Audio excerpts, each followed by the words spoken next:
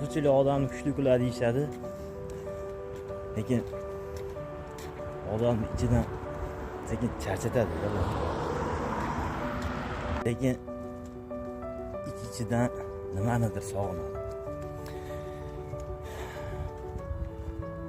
Uy hidi, oila davrasi, oshna og'aynisi, ayniqsa ona tilida bemalol gaplashish sog'inadi. Musofirchilik chet elda sizga pul topishni o'rgatadi, lekin vaqt qadrini ham o'rgatadi.